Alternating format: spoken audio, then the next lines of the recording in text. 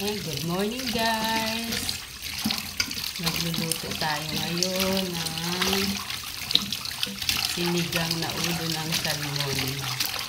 Ayan, ito ay bagong bili kanina sa palengke. Ay, maagang na malengke yung asawa ko kanina. At hinatid niya yung aming panganay kanina sa trabaho.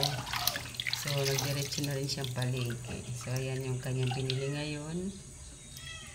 Ulo ng salmon. At ito ay isisigang ko.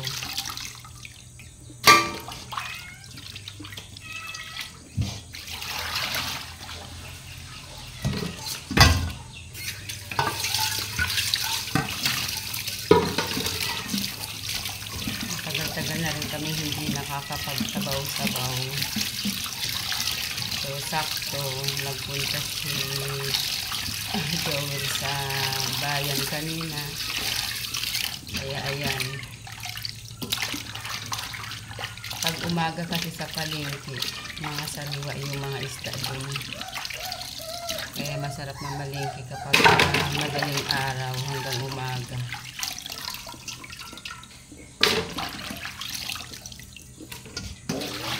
Kailangan niya raw ng sabaw ngayon dahil mapasok siya sa online class. Hihira lang ito guys. Hihira lang ito magsabaw.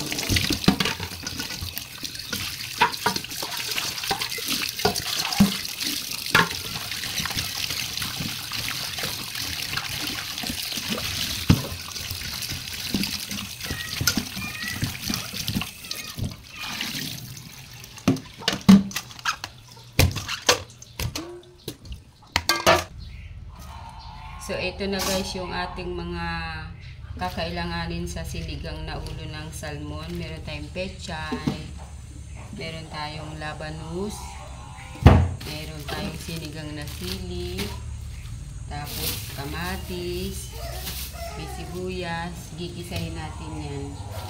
At higit sa lahat, meron tayong pampalasa. Ayan, so babalatan natin yan guys, and then mamaya, igigisa natin yan. Tapos luya pa pala. So, kailangan pa natin ng luya mamaya. Babalatan ko muna to guys. Wala tayong peeler. Kailangan pala natin dito ng peeler. So, dahil wala tayong peeler guys, so ganito na lang gagawin natin. Mas madali din. Siya nga pala guys, itong ulam namin na to ay hanggang mamayang gabi na to. Ayan. Para tipid sa ulam.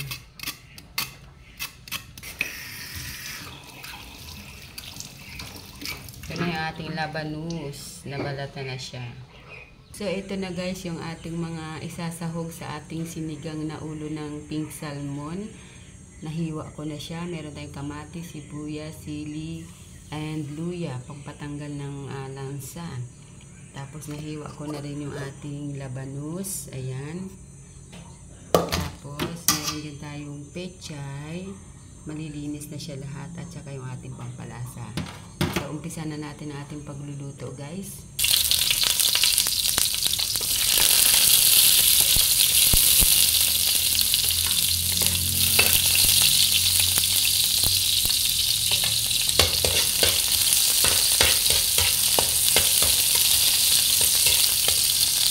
Bango.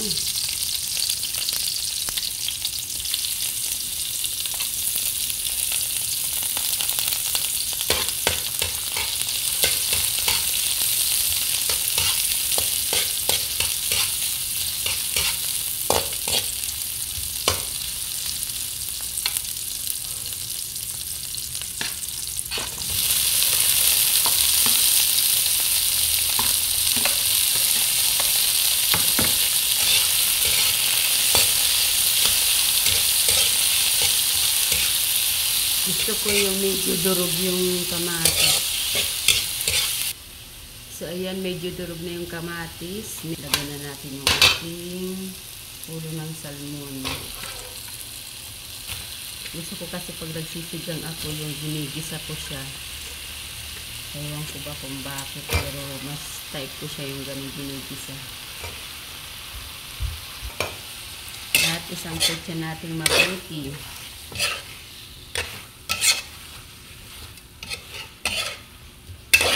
Ayan, nasangkot siya na nating mabuti. Lagyan na natin ng sabaw.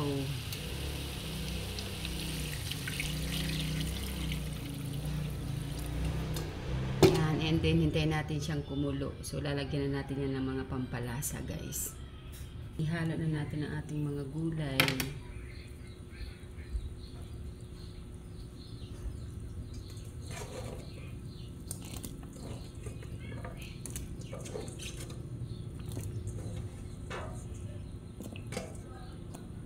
Ayan, malambot na rin ang ating labanus. So, ilagay na natin yung pechay kasi kumukulo na siya kanina pa.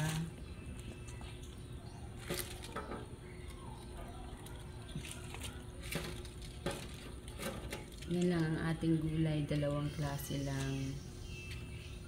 Kasi, ang mahal ng mga gulay ngayon. Pero marami na yan. So, hanggang mamayang gabi na po namin ulam yan. And then, pakuluin ulit natin. Tapos, okay na yan. Ilagay na rin pala natin, guys, yung ating sili. Yan, ang sarap po.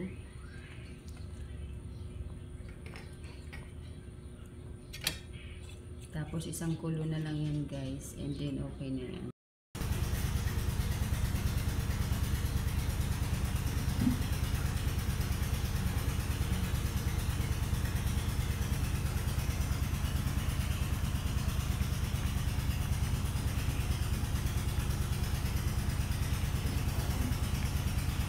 Sarap. Luto na siya, guys. Mamaya kakain na tayo. Yummy. Thank you, Lord, sa aming ulam ngayon.